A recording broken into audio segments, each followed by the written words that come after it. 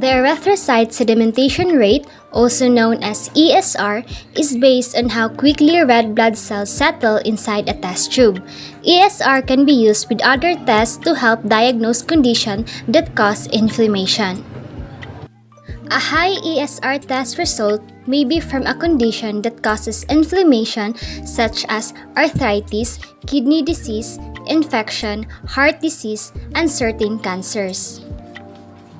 A low ESR test result means your red blood cells sink more slowly than normal, and this may be caused by conditions such as polycythemia, sickle cell disease, leukocytosis, heart failure, and certain kidney and liver problems. So the method we will be using for ESR is the Westergreen method.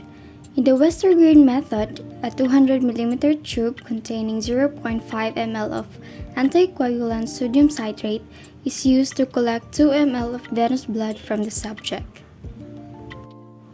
In the procedure for collecting venous blood, first, put on gloves. Second, identify and greet patient politely. Ask the patient or the caregiver to state the patient's name and date of birth. The information must match the requisition form. Good morning, ma'am. I am your medical today. May I know your name, ma'am? Maria Grace Maria. How old are you, ma'am? I am 22 years old. Next, explain the procedure to the patient. Reassure the patient that the minimum amount of blood required for testing will be drawn, and then position the patient.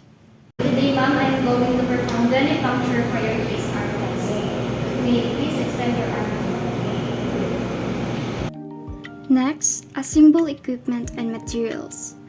The materials included in the procedure are the tourniquet, sterile cotton balls, plaster, an alcohol swab, a 3 cc syringe, and a 200 mm tube with a 0.5 ml of anticoagulant sodium citrate. Then, check the syringe, lock the screw of the hub, slide the plunger up and down to be sure that it moves freely, and push the plunger to the bottom of the barrel so that no air remains in the syringe. Then, place the tourniquet around the patient's arm above the elbow. It should be just tight enough so that the venous circulation is restricted, but not so tight that the arterial circulation is stopped. Do not allow the tourniquet to remain on for more than 2 minutes. Inspect the bend of the elbow to locate a suitable vein. Palpate the vein with fingertips to determine the direction of the vein and estimate its size and depth. Next, clean the puncture site using an alcohol swab. Then, allow the alcohol to dry. Retie the tourniquet, being careful not to touch the sterile puncture site. Inspect the needle to see that the point is smooth and sharp. With thumb of the other hand, hold skin taut. Hold the needle at a 15 to 30 degree angle to the arm and insert the needle into the vein. Watch for blood flow into the syringe. Pull the plunger back slowly with the other hand to withdraw the blood while steadying the syringe and needle with the right hand.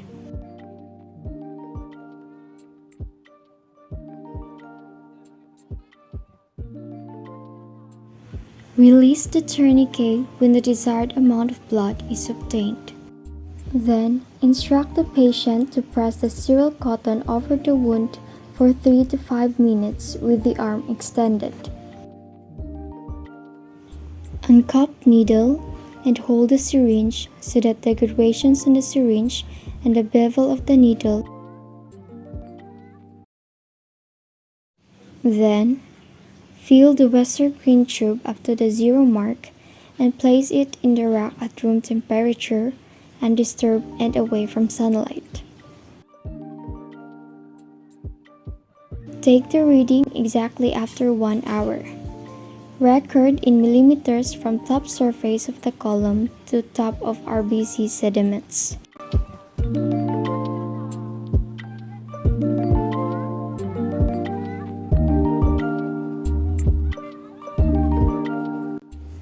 As soon as the laboratory test is done, return the other equipment to storage and discard the used materials in the proper trash bin.